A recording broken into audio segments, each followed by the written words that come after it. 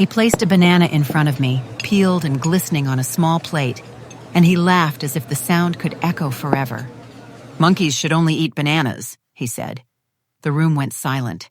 A cough broke somewhere in the back, a whisper hissed across the tables. Some looked at me and smirked, others turned their faces away. I sat there still, with the weight of the entire room pressing against my chest. I did not move. I did not speak. I let the silence sit on my shoulders like a heavy coat, and in that silence, I made a promise. But before I tell you what I swore that day, you must know who I am. My name is Celeste Harrington, 55 years old. I was born in the Deep South, a black girl who learned early that laughter could cut sharper than knives. I carried the sound of mocking voices through classrooms and narrow streets. I carried the sting of being told to use the back door, the sting of being served last, the sting of being told my dreams were too large for a girl with my skin. I carried all of it, like stones in my pocket, and I learned to walk anyway. I rinsed plates until my fingers split, peeled onions until my eyes burned, stood over steam until my skin wore the kitchen's heat like a second shirt.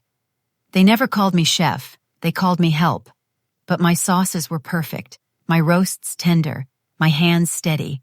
When the time came, I built my own table. I founded Harvest Crown, one dining room that became many, a name that bought its place in bright letters and careful ledgers.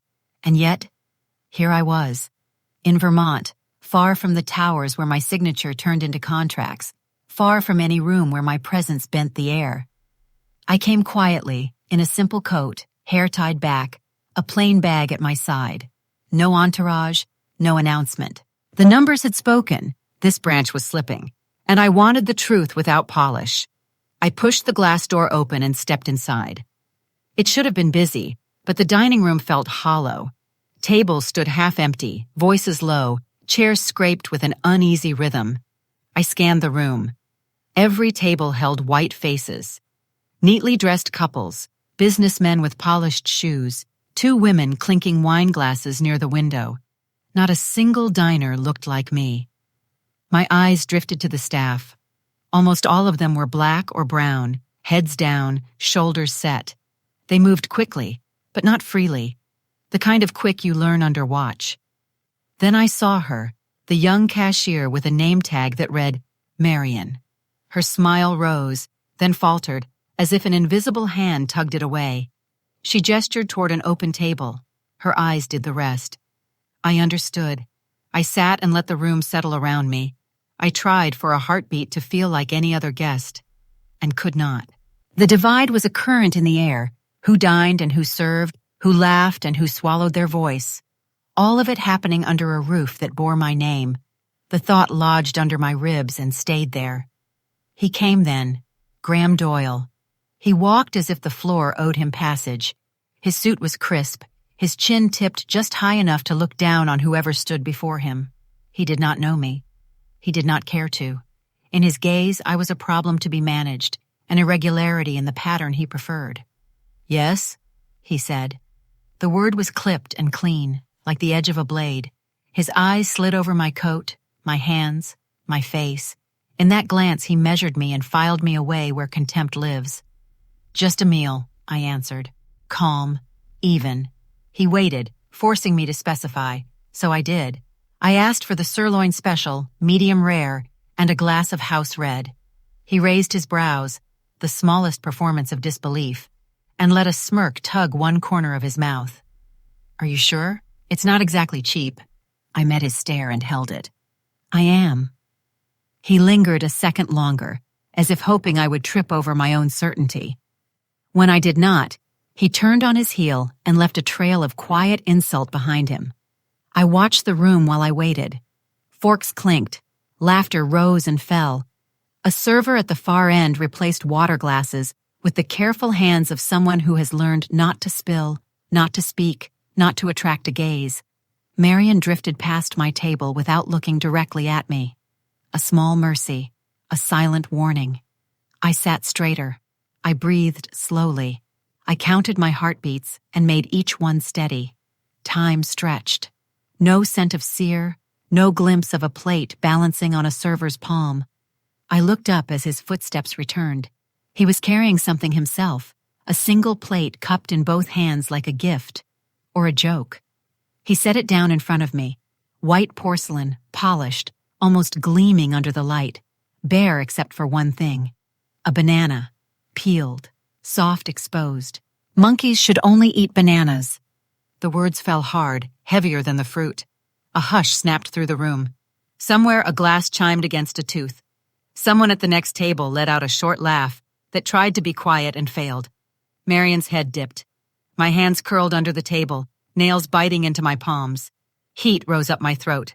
I wanted to rise, to fling the plate back and let the sound of it breaking say everything my mouth could not. I wanted to scorch the air with all the retorts I had stored like flint. But anger is quicksand. Step in and you sink, and I have trained my whole life to step on stone. So I did not rise. I did not speak. I let his words hang until they began to weigh on him, not on me. I looked at the banana as if it were a specimen under glass. I looked at him as if he were too. I felt the room press against my skin, and I did not give it my tears. Instead, I reached for my phone. Quietly, deliberately, I tapped the screen and felt the small consent of a red light blooming. For a heartbeat, his smirk faltered. There it was, the seam in his mask. Not power, cruelty. Small, mean cruelty, dressed as control. I left the banana where it lay. I set money on the table with a hand that only trembled once. I pushed back my chair and stood, steady as a verdict. I did not honor him with a word. I did not grant the room the spectacle it seemed to crave. I walked. The door gave way to cold air, and the cold was a kindness. It stripped the heat from my throat and left something cleaner in its place. On the sidewalk I stopped, lifted my face to the sky that had not watched me choke, and let breath fill me until it hurt. Then I made my promise, not aloud, not for applause, but to the quiet place inside me that has never failed. I swallowed my pride today, but he will swallow his tomorrow. Not one mouthful, all of it. Every piece of contempt he fed me, every grain of it, every smirk and every word, he will be made to choke on. I will not shout, I will not flail. I will gather facts until truth is heavy enough to drop. I will sharpen silence until it cuts. This was the first humiliation. The last will be his. I carried the silence of that dining room back to the city, like a stone in my pocket. It weighed on each breath, cooled each thought, sharpened each word I was about to say. I did not storm the halls. I did not fling accusations like plates. I walked into my office, closed the door, and let the quiet settle. Then I called the people I needed and told them exactly what I wanted. I told the story first. Not the spectacle of it, not the gasp and the whispers and the peeled fruit posed like an insult, but the shape of the rot underneath. I spoke of a room where only white faces ate, and mostly dark hands served. I spoke of a cashier whose smile looked borrowed and quickly returned. I spoke of a manager whose voice wore contempt like cologne. I set it down piece by piece, calm as winter, and when I had finished, I asked for one thing: find the truth, and do it without a sound.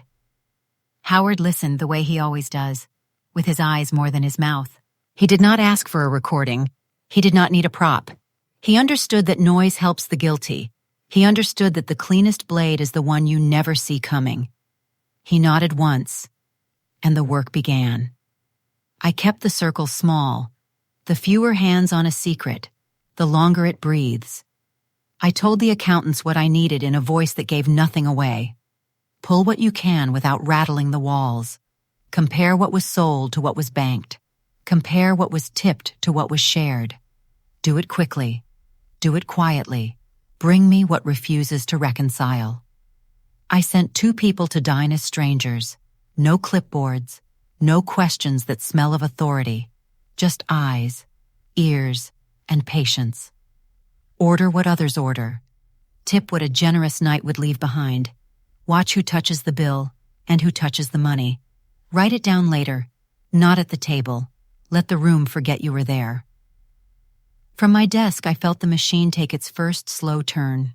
Reports arrived like faint footsteps down a long corridor. A dinner, where the tip on the receipt did not match the tip in the tally, a closing shift where the cash drawer ended light and the story ended lighter. A late night when a refund appeared out of thin air and landed in no one's hand but the manager's. Small things, each one defensible to someone willing to lie, until they began to rhyme. And then the other kind of evidence, the human kind. A message slipped through the channel we opened with no fanfare, a plain address and a promise that whoever used it would be safe. The first note was short, almost shy. Tips go missing, it said. We are told the pool is being balanced, it said. We sign for shares we do not receive, it said. There was no name, only a tremor in the sentences, the ache of someone risking a night's sleep to tell the truth. More notes followed, not many, never enough to make a crowd, but enough to make a pattern. A bartender who stopped asking where her cash had gone, because questions cost hours. A busser who learned to hand his gratuities to the manager first, and hope a fraction wandered back. A server who had been told that order was order, and order meant the house took what the house needed.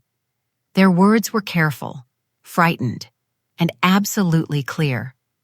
I read each line and felt a new kind of anger build, lower and heavier than the one I had swallowed in Vermont. He had not only tried to shrink me with a word, he had been reaching into the pockets of the people whose hands kept my rooms alive. He had skimmed the surface of their nights and called it management.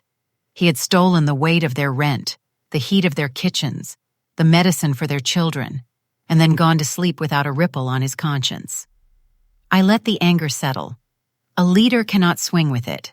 A leader must carve with it. Howard brought the first stitched picture to me one quiet afternoon.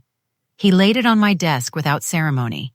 The numbers were not loud, but they were faithful. Sales that went one way while deposits wandered another. Tips that arrived healthy on receipts and arrived sick in the till. Shifts that ended in neat handwriting and messy drawers. There were times. There were names. There were amounts that leaned in the same direction so often that chance lost the argument. We did not call the branch. We did not send a warning.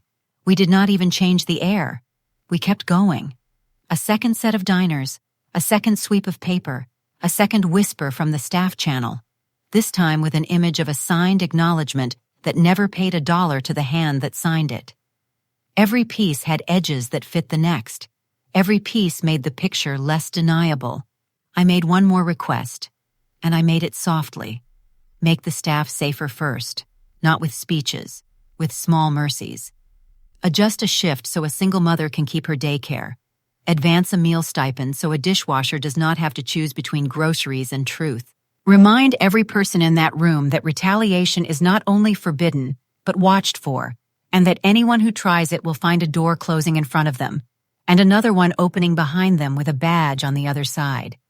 Day by day, the quiet work did what quiet work always does. It gathered enough mass to pull everything else toward it. The doubt, the gossip, the anxious hope that maybe we were wrong. All of it bent toward the center where the facts were. I did not pace. I did not bay at the moon. I waited. And in my waiting, I rehearsed the words I would use when I finally stood in front of him. Not poetry, not fury, just the clean sentence a guilty man cannot climb over. You took what was not yours. You took what belonged to the house. And then you took what belonged to the people who serve in that house. You will answer for both. I knew I would not go alone. A witness from human resources who would not flinch. A voice from operations who could read a ledger the way a doctor reads an X-ray. No crowd, no cameras, only the people who could hold a line if he tried to push through it. I pictured the room where we would stand. I pictured his face when the door closed, and there was nowhere for his smile to go. There is one more thing I have not told you. I have chosen something to bring with me when the moment comes. I will not name it now. Secrets are tools, and a tool does not announce itself. I will only say this. It will not bray for attention. It will not stain the floor. It will be simple, and it will tell him exactly what he gave and exactly what he is about to receive. Until then, I let the quiet keep working. The accountants filled their folders. The diners wrote their notes. The staff sent their truths into the small safe place we had built for them. The picture darkened, until even a man who lives by dim light would see it. Vermont felt far and near at once. I could still taste the insult on the back of my tongue, the metallic aftertaste of being sized and dismissed. But now another taste rose to meet it, steadier, colder, almost clean. It was the taste of consequence. It was the taste of a door about to close, behind a man who thought doors only ever opened for him. I have learned to trust that flavor. It does not come from rage. It comes from order. It comes from the moment when the facts are too heavy to lift and too many to ignore. It comes from the sound of a company choosing its spine over its image. It comes from hands that were robbed, being given back what is theirs. When that moment stands up and walks into the room, I will be there. I will bring my witnesses. I will bring the truth we have gathered. And I will bring the small, quiet thing I have kept to myself, the thing that speaks without raising its voice. He does not know it yet. He thinks the night is his, and the drawer is his, and the tips are little birds that fly to his window because they like the view. Let him sleep while he can. Let him dream a little longer. I am awake, and the truth is awake with me. I returned to Vermont with my lawyer and my secretary waiting in the car. Before we pulled into the lot, I turned to them and said, "Wait here. Do not move until I call." They nodded, silent, already knowing what that meant. Engines hummed, phones lay face down. I needed them close enough to step in at a moment's notice, and far enough away that he would not see a parade. I needed him to believe I had come alone, so I walked in alone. No entourage, no counsel at my side, no sound but the door breathing shut behind me. I wanted him to see a single woman in his little kingdom, to think I was harmless, to sink into the shape of his own contempt.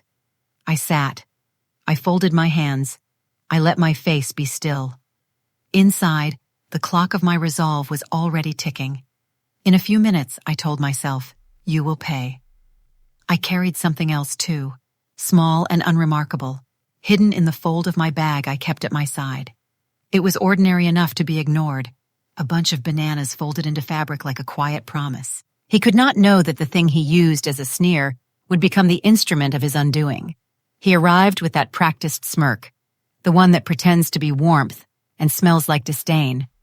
He lifted a banana as if it were a scepter and set it on the table before me. His smile did not reach his eyes. "Well," he said, all teeth, "look who's back." Monkeys eat bananas, don't they? A thin ripple of laughter followed, the kind that feeds a bully. I did not give him a smile. I did not flinch. I looked at the banana, then at him, and thought, enjoy these seconds, Graham. They are the last ones you get to laugh at me. I pressed a quiet call on my phone. No flourish, no warning for a showman to read. I stood and said, steady and low, "We will continue this in a private room." He followed, still performing largeness, still measuring me as if I were something he might size up and shelve. The dining room hum faded behind the door. Silence sat between us like a witness. I had told my lawyer and my secretary to wait in the car. Now I called them in. They entered with folders that did not shout. Recognition cut across his face like a cold wind. The secretary was someone who had visited the branch before, quietly. Color fled his face. Confidence slipped. Sweat beaded at his temples. His hand went to his collar. We sat. My lawyer opened the first folder. Numbers came like footsteps down a narrow hall. Sales counted, yet not deposited. Refunds born without cause. Cash drawers ending light while the books sang a different song. Then the tips, the simple lines on receipts meant for waiting hands, inked there and never placed in the palms that earned them. Each page landed with a soft thud. Each thud made him smaller in his chair. He reached for the easy defenses. "Reports can be wrong," he said. "Systems are messy." His voice cracked on messy. He swallowed. He asked for explanations that had already betrayed him. I did not answer. I let the paper answer. I let the silence sharpen the truth. I turned to the employees I had asked to be present. "You are safe," I told them. "Say what you must." Marion stepped forward. Her voice trembled, but the truth inside it did not. "I signed for tips I never received," she said. "He told me questions had a price." A server followed, a busser after her. He made me hand my cash to him. He called it policy. If I wanted hours, I kept my mouth shut. Each sentence was a small stone placed on a scale until the scale refused to rise. Graham clawed at anger and found only noise. "Lies!" he shouted, too loud for our small room. "All of you are lying." But his eyes kept sliding to slips that bore his signature. His mouth moved faster than his courage. The sweat on his cheek did not stop. I set my bag on the table and opened it. The bunch of bananas I had carried in plain sight of no one lay bright and clean inside, ordinary fruit made terrible by context. I put it before him and leaned in. My voice stayed low. Mercy deserves a steady tone. "You mocked me with one fruit," I said. "Now listen. Eat this whole bunch, here and now, in front of the people you stole from, and you will walk out fired, disgraced, but free. Refuse, and I call the police. You will leave in cuffs, and your story will be told in a room with bars." The room held its breath. He stared at the yellow curve of his own cruelty returned to him. He looked at my lawyer, at my secretary, at the employees whose eyes no longer hid. He tried to laugh. The sound broke. Pride battled fear. Fear won. He reached for the first fruit. His fingers shook. He peeled. He bit, chewed as if speed could make history vanish. It did not. He took another. The room listened to the small sounds of swallowing, the wet scrape of breath in a man who had run out of exits. By the third, his face paled and shone. His eyes held something no longer anger, only shame. By the fourth, his hand trembled so badly he steadied the wrist with the other. He gagged once, twice, and forced it down. "Keep going," I said flat. "All of it." He finished. The peels lay like shed skin. He sagged. His breath came ragged. For a moment he looked at me as if swallowing humiliation could buy him a reprieve. It did not. "That was the symbol," I said. "Now comes the price." I told him to stand. I told him to look at each person in the room and say the words he had dodged his whole life. He turned to Marion first. "I am sorry," he said, small and cracked. "I took what was not mine. I hurt you." He turned to the server, to the busser.